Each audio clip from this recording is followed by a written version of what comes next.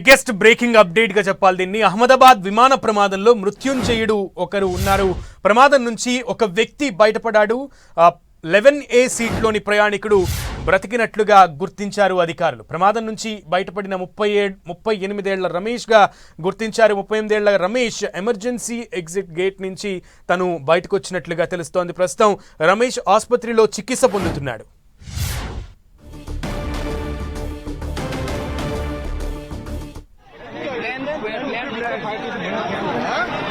అహ్మదాబాద్ భారీ విమాన ప్రమాద ఘటనలో మృత్యుంజయుడు రమేష్ గా నిలిచాడు.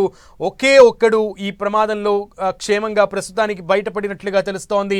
విమాన ప్రమాదం నుంచి రమేష్ 11A సీట్లోని ప్రయాణికుడు రమేష్ బయటపడ్డాడు. బ్రతికినట్లుగా గుర్తించారు. అతను ప్రజెంట్ ఆసుపత్రిలో చికిత్స పొందుతున్నట్లుగా తెలుస్తోంది. రమేష్ వయసు 38 ఏళ్లు. సో స్క్రీన్ మీద చూస్తున్నాం, ఆ నడుచుకుంటూ వెళ్తున్నటువంటి వ్యక్తే రమేష్. ఇతని వయసు 38 ఏళ్లుగా ఉంది. సో ఆయనే ఈ ప్రమాదం నుంచి ప్రస్తుతానికి ఒకే ఒక్క బయటపడ్డ వ్యక్తిగా తెలుస్తోంది. అయితే ఎమర్జెన్సీ సీట్ తనకి దగ్గరగా ఉండటం వల్ల ఆ ఎమర్జెన్సీ ఎగ్జిట్ నుంచి ఆయన క్షేమంగా బయటకు వచ్చినట్లుగా అయితే తెలుస్తోంది.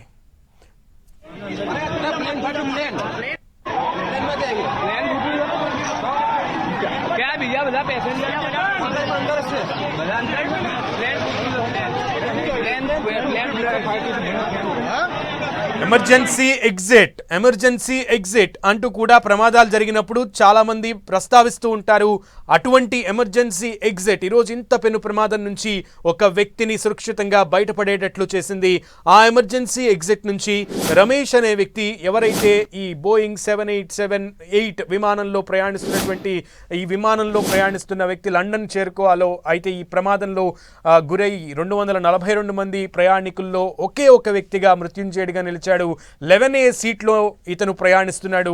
ఎమర్జెన్సీ ఎగ్జిట్ ని కనుగొనడంతో, ఎమర్జెన్సీ ఎగ్జిట్ కి దగ్గరగా ఉండటంతో బహుశా అతను అందులో నుంచి బయటపడి సురక్షితంగా ఇప్పుడు ఆసుపత్రిలో చికిత్స పొందుతున్నాడు. రైట్, మృత్యుంజయుడు రమేష్ గురించి పూర్తి సమాచారం తెలుసుకుందాం. ప్రస్తుతం అతను ఆసుపత్రిలో చికిత్స పొందుతున్నట్లుగా తెలుస్తోంది.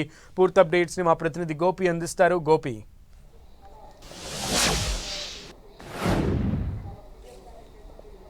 ఒకే ఒక ప్రాణాలతోటి బయటపడ్డ పరిస్థితి అయితే ఇప్పుడిప్పుడే మనకు అప్డేట్ అందుతుందని చెప్పొచ్చు. రమేష్ ఈ యొక్క ఘటనకు సంబంధించి క్రాష్ కాకన్నా కొద్ది సెకండ్ల ముందే ఆయన కిందికి ఫ్లైట్లో నుంచి కిందికి దూకేయడంతో గాయాలతోటి ఆయన ప్రస్తుతం ఆసుపత్రిలో చికిత్స పొందుతున్నాడు. అసలు ఈ యొక్క ఘటనకు సంబంధించిన ఏకైక ప్రత్యక్ష సాక్షి ఆయన్ని అనేది కూడా మనం చెప్పొచ్చు. ప్రస్తుతం ఆయన ఆసుపత్రిలో చికిత్స పొందుతున్నాడు. ఆయన కోలుకున్న తర్వాత పూర్తి వివరాలు కూడా తెలిసే అవకాశాలు అయితే చాలా స్పష్టంగా ఉన్నాయి. ఫ్లైట్ ఏ విధంగా కూలిపోవడానికంటే ముందు ఆ ఫ్లైట్లో పైలట్ ఇచ్చిన ఇన్స్ట్రక్షన్స్ ఏంటి, ఆ ప్రమాదానికి గల కారణాలు ఏంటి అనేది కూడా ఒకే ఒక మృత్యుంజయుడు రమేష్ అయితే ఆయన కోలుకున్న తర్వాత పూర్తి వివరాలు తెలిసే పరిస్థితి అయితే కనపడుతుంది. ఈ ఘటన మొత్తంలో కూడా 242 మంది కూడా చనిపోయారనేది కూడా చెప్తున్న నేపథ్యంలో ఒకే ఒక వ్యక్తి ఆ ప్రాణాలకు తెగించి ఫ్లైట్లో నుంచి దూకేయడంతో ఆయన గాయాల పాలై ప్రస్తుతం ఆసుపత్రిలో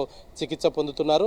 దానికి సంబంధించిన అప్డేట్స్ కూడా మనకు అందుతున్న పరిస్థితి ఉంది. అయితే ఇటు అహ్మదాబాద్ ఘటనకు సంబంధించి కూడా ఇప్పటికే ఇటు DCCIతో పాటు ఇన్వెస్టిగేషన్ ఏజెన్సీస్ కూడా NIA కూడా ఈ ఘటనకు సంబంధించి కూడా ఇన్వెస్టిగేషన్ చేస్తుందనేది కూడా మనకు కొంత సమాచారం అందుతుంది. ఇప్పటికే కేంద్ర హోంశాఖ మంత్రి అమిత్ షా కూడా ఘటనా స్థలాన్ని సందర్శించడం జరిగింది. ఘటన జరిగిన తీరును కూడా ఆయన అధికారులను అడిగి తెలుసుకోవడం జరిగింది. ఇన్వెస్టిగేషన్ చాలా పకడ్బందీగా చేయాలన్న నిర్ణయంతో అయితే ప్రస్తుతం ఈ యొక్క కేంద్ర ప్రభుత్వం అయితే అన్ని విభాగాలను కూడా ఇందులో ఇన్వాల్వ్ చేస్తున్న పరిస్థితి అయితే ఉంది.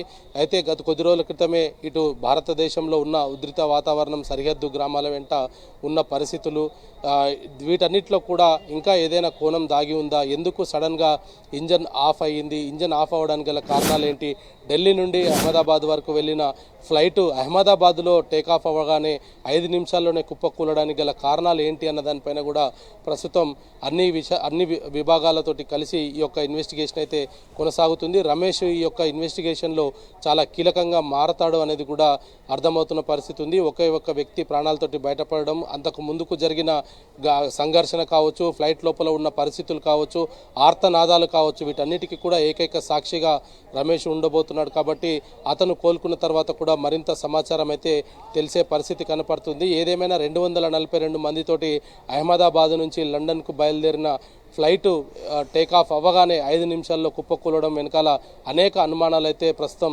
తావిస్తున్న పరిస్థితి ఉంది. ఒకవైపు కూలిపోయిన విమానంలో వాళ్ళంతా కూడా చనిపోయారనే వార్త, అదేవిధంగా కూలిపోయిన ప్రదేశంలో కూడా భారీగా ప్రాణ నష్టం జరిగింది అనేది కూడా మరో వార్త వినిపిస్తుంది. మొత్తానికైతే ఇన్వెస్టిగేషన్ పూర్తయితేనే ఈ యొక్క క్లారిటీ వచ్చే అవకాశాలు కనపడుతున్నాయి అనేది మాత్రం స్పష్టంగా అర్థమవుతుంది. Sunil. Okay Gopi.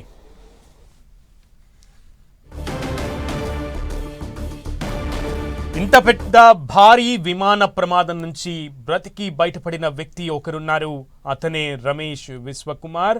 So Ramesh Vishwakumar 11A సీట్లో ప్రయాణిస్తున్నాడు. ఈ విమానంలో 11A సీట్లో ప్రయాణిస్తున్నటువంటి రమేష్ ఎమర్జెన్సీ ఎగ్జిట్ నుంచి ప్రమాదం జరిగే కొద్ది క్షణాల ముందే బయటపడినట్లుగా తెలుస్తోంది. అయితే తనకు కూడా గాయాలయ్యాయి. ప్రస్తుతం ఆసుపత్రిలో చికిత్స పొందుతున్నాడు రమేష్.